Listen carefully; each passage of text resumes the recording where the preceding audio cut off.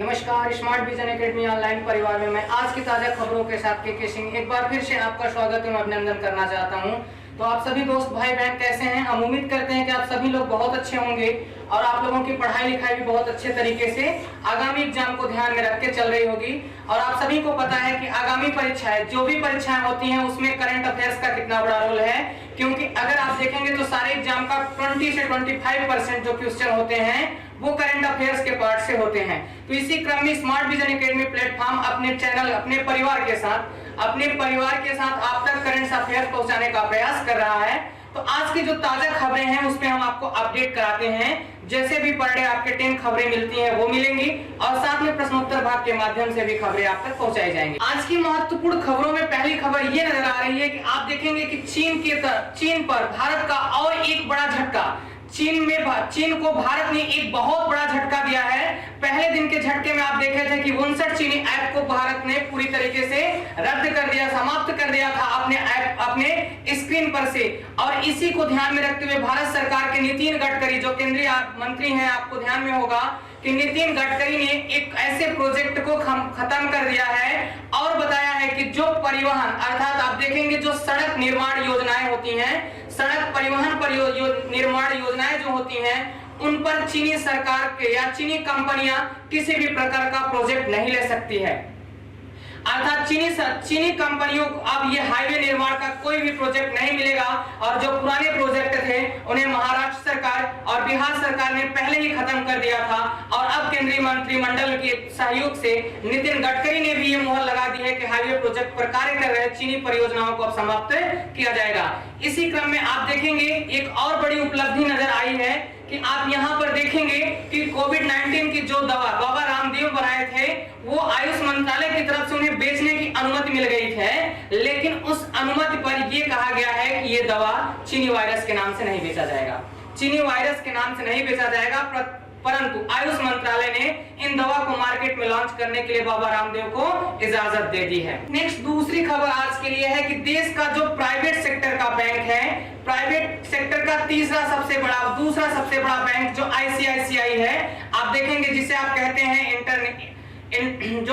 हैं investment credit corporation of India, जो है ये दूसरा सबसे बड़ा प्राइवेट सेक्टर का बैंक है। पहला सबसे बड़ा प्राइवेट सेक्टर का बैंक एचडीएफसी है। तो आईसीआईसीआई ने अपने ग्राहकों को बहुत बड़ी सुविधा दी है और इस सुविधा का लाभ आप भी उठा सकते हैं। अगर आपके पास होम लोन है, ऑटो लोन है या जो भी लोन है आईसीआईसीआई बैंक के माध्यम से, उसमें इसने ईएमआई पर कटौती कर दी है। प्रति महीने जो आप ईएमआई देते थे उस पर जो ब्याज भुगतान दिया जाता था उस पर भी आईसीआईसीआई बैंक ने कटौती कर दी है। 0.15% की कटौती की है हर क्षेत्र में आईसीआईसीआई बैंक। तो ये अपने लोगों को एक बहुत बड़ा तोहफा है प्राइवेट बैंक आईसीआईसीआई के द्वारा। तो आईसीआईसीआई के इस कदम का भारत सरकार के भारत की सभी आम नागरिक और भारत सरकार इसके कदम का स्वागत करता है। तीसरी जो आज की खबर निकल के आ रही है तो ये है, ये खुशखबरी है। भारत के नौकरी पेशा में लगे लोगों को एक बहुत बड़ी खुशखबरी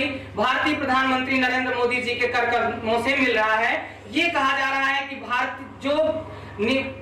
जो सरकारी व्यक्ति हैं, जो निवेश करने वाले हैं, उनको भी एक बहुत बड़ी खुशखबरी है कि पीपीएफ जो आपका होता है, जो आपका फंड होता है, पर्सनल प्रोविडेंट जो फंड होता है, उसमें किसी भी प्रकार की कर जो ब्याज दर में थी उसमें कटौती नहीं की गई है और न ही बढ़ोतरी की गई है। अर्थात जुलाई से सितंबर के बीच का जो त्रैमासिक समीक्षा होती है उसमें किसी भी प्रकार की कटौती भारत सरकार नहीं कर रहा है और सभी पीपीएफ पर वही ब्याज दर मिलेंगे जो पहले था। 7.01% के दर से आपके बचत खाते पर ब्याज मिलेगा, इसकी कटौती नहीं की गई है। ये खुशखबरी थी जो छोटे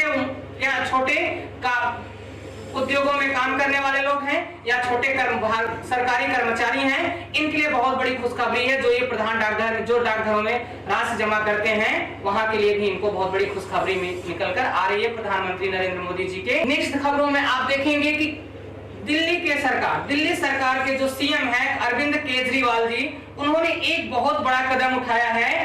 गर्भवती जो माताएं बहनें होती हैं उनको ध्यान में रखकर कि इनको गर्भवती महिलाओं को पहले यहाँ पर जो अस्पताल होते थे वहां पर उन्हें एडमिट कराने के लिए पहले उन्हें कोविड-19 अर्थात कोरोना पॉजिटिव टेस्ट कराना पड़ता था, कोरोना टेस्ट कराना पड़ता था। तब उसके बाद रिजल्ट आने के बाद कि पॉजिटिव है कि नेगेटिव, फिर इनको भर्ती कराया जाता था अस्पताल में। तो इनको ध्यान में रखते हुए अरविंद केजरीवाल ने एक बहुत बड़ा कदम दिल्ली के लोगों के द्वारा उठाया गया कि इन गर्भवती महिलाओं का पहले कोई जांच नहीं किया जाएगा, पहले इन्हें अस्पताल में एडमिट कराया जाएगा, फिर इनकी जांच होगी। तो ये दिल्ली के आम नागरिकों के, माताओं बहनों के लिए बहुत बड़ी सुविधा दिया है दिल्ली सरकार के सीएम अरविंद केजरीवाल जी के द्वारा। नेक्स्ट आपको पता होगा, नेक्स्ट खबर है आज कि जो हमारे जैसे क्या है भाई बहन है, यूपीएससी उत्तर जो आपका है कि संघ लोक सेवा आयोग का जो एग्जाम प्रारंभिक परीक्षा 2020 4 अक्टूबर को आयोजित 31 दिसंबर से बढ़ाकर कोविड-19 महामारी के कारण 4 अक्टूबर कर दिया गया है। उसमें एक बड़ी राहत दी गई है अभ्यर्थियों को। संघ लोक सेवा आयोग के द्वारा यह जारी किया गया कि आप अपने प्रारंभिक सेंटर के, एग्जाम सेंटर के जो परीक्षा केंद्र है उसे बदल सकते हैं। अर्थात जैसे देखिए कि दिल्ली में तैयारी करने वाले, इलाहाबाद में तैयारी करने वाले जो हमारे भाई बहन अभ्यर्थी हैं, वो अपने कोविड-19 के कारण या तो अपने डिस्ट्रिक्ट बदल दिए हैं या अपने घरों को चले गए हैं, तो इनको अब अपने होम डिस्ट्रिक्ट में भी एग्जाम देने की सुविधा यूपीएससी संघ लोक सेवा आयोग के द्वारा दे दिया गया है। तो अभ्यर्थी और हमारे भाई बहनों के लिए एक बहुत बड़ा राहत है कि वो अपने एग्जाम सुचारू रूप से दे सकेंगे। तो हम इसी उम्मीद के साथ आपके आगामी एग्जाम की शुभकामनाएं भी देते हैं स्मार्ट विजन एकेडमी प्लेटफॉर्म की ओर से कि आप एग्जाम प्रारंभिक परीक्षा क्वालिफाई करके मेंस में हमारे साथ जुड़ जाइए। नेक्स्ट जो खबर है वो त्रिपुरा सरकार की है कि त्रिपुरा सरकार ने अपने यहाँ के लोगों को इम्यूनिटी बढ़ाने के लिए, जो इम्यूनिटी सिस्टम होता है जिसे आप WBC भी देखते हैं, जिसमें प्लाज्मा भी होता है, उसको बढ़ाने के लिए त्रिपुरा सरकार का एक बड़ा कदम नजर आ रहा है। और कदम ये दिखाई पड़ रहा है कि त्रिपुरा सरकार ने इम्यूनिटी सिस्टम को बढ़ाने के लिए, शरीर में इम्यूनिटी सिस्टम बढ़ाने के लिए विटामिन सी से भरपूर फलों का निःशुल्क वितरण कराने जा रहा है। और इसमें आप देखेंगे कि आयुष मंत्रालय के द्वारा भी, केंद्र सरकार के आयुष मंत्रालय के द्वारा भी इससे बनी दवाइयों को भी आम लोगों में वितरित कराया जा चुका है। तो त्रिपुरा के सरकार का हम स्वागत करते हैं कि वो अपने आम लोगों को इस तरीके की सुविधा भी देने जा रही है, जो उसके स्वागत योग्य कदम है। तो स्मार्ट विजन एकेडमी प्लेटफॉर्म परिवार का सभी सदस्य त्रिपुरा सरकार का स्वागत करता है। नेक्स्ट देखिएगा आपके आंध्र प्रदेश की सरकार, आंध्र प्रदेश सरकार के जो सीएम है जगन मोहन रेड्डी जी, जगन मोहन रेड्डी जी ने 1088 लॉन्च कर दिया है और ये एम्बुलेंस सुविधा देता है। और ये एम्बुलेंस सुविधा आप देखेंगे कि कल वो 1 जुलाई को विजयवाड़ा, आंध्र प्रदेश के विजयवाड़ा से हरी झंडी दिखाकर 1000 एम्बुलेंस को अपने राज्य को समर्पित कर दिया है। और ये एम्बुलेंस जो है ये आधुनिक सुविधाओं से, आधुनिक तकनीकी एवं सुविधाओं से युक्त हैं, जिसमें आप देखेंगे आधुनिक सुविधा युक्त सिलेंडर भी है, आधुनिक तकनीकी की वहां पर आप देखेंगे ऑक्सीजन है, डॉक्टर भी उपस्थित रहेंगे उस एम्बुलेंस में, और साथ में आप देखेंगे कि वहां पर प्राथमिक उपचार की दवाएं भी उपलब्ध होंगी।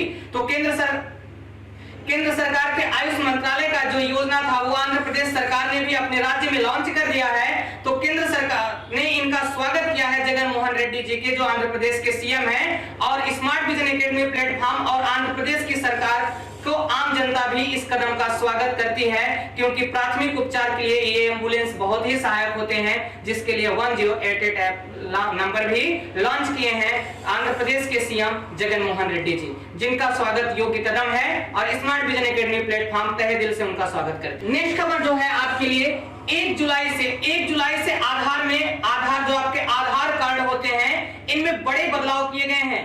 अगर जिन आम व्यक्ति के पास, जिन हमारे माता बहन भाई जो हमारे बुजुर्ग हैं या हम जैसे लोग हैं कार्य करने वाले, अगर इनके पास इनके आधार कार्ड नहीं है तो वो जल्दी से अपने आधार कार्ड की ओर ध्यान दे दिए कि बिना आधार कार्ड के आप किसी भी प्रकार के सुविधाओं का अब लाभ नहीं ले सकेंगे, चाहे वो पेंशन हो, चाहे वो वृद्धावस्था पेंशन हो, चाहे वो विधवा पेंशन हो, चाहे वो पीएफ का पैसा हो, चाहे आप आम सुविधा देखते हैं जैसे आपका पीडीएस हो, चाहे वो आपका किसी भी प्रकार का कैशलेस ट्रांजैक्शन हो। इन सब में बड़े नियम बदलाव किए गए हैं कि अगर आपके पास आधार कार्ड नहीं है है तो इन सब के सुविधाओं से आप वंचित हो सकेंगे, वंचित हो जाएंगे। तो आप ध्यान में रखिएगा कि आप इन सुविधाओं का लाभ लीजिए अपने आधार कार्ड के साथ। और एक नया नियम बदलाव 1 जुलाई से किया गया है इस आधार कार्ड को लेकर कि जिनके पास अब आधार कार्ड नहीं होंगे वो 1 जुलाई के बाद पैन कार्ड का आवेदन भी नहीं कर सकेंगे।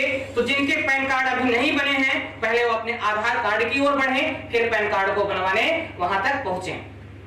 तो हम सभी से आग्रह करेंगे कि आप अपने आधार कार्ड को सुरक्षित रखें और अपने सरकार के द्वारा होने वाली सारी सुविधाओं का लाभ उठाने से वंचित न रह सकें। तो हम आपसे उम्मीद करते हैं और आपके सहयोग के अपेक्षित हैं कि भारत सरकार की लगातार एक जो विकास का कदम है उसमें आप सहयोग देंगे। नेक्स्ट खबर आर्थिक जगत से आपको दिखाई पड़ रहा होगा कि आरबीआई भारत सरकार ने रिजर्व बैंक ऑफ इंडिया को यह निर्देश देने की मंजूरी दे दिया है कि वो NBFC non banking finance company जो गैर ऋणदाता बैंकिंग कंपनियां हैं जिन्हें बैंकिंग क्षेत्र के दायरे में नहीं शामिल किया गया है, जो पहले सिर्फ ऋण देने का काम करती थी अब वो डिपॉजिट जमा करने का भी कार्य करेंगी। तो एनबीएफसी नॉन बैंकिंग फाइनेंस कंपनियों या गैर ऋणदाता कंपनियों या बैंकों को एक राहत दिया है भारत सरकार के नरेंद्र मोदी सरकार के वित्त मंत्रालय ने। अब यहाँ पर आरबीआई इनको दिशा निर्देश दे देंगी 1 जुलाई से, अर्थात आज से। अब 1 जुलाई तो ये मंजूरी मिली है, 2 जुलाई से एनबीएफसी अब बैंक में अपने कंपनियों में जमा भी प्राप्त कर सकती हैं। तो एनबीएफसी के लिए एक बड़ा राहत दिया है केंद्र सरकार का वित्त मंत्रालय।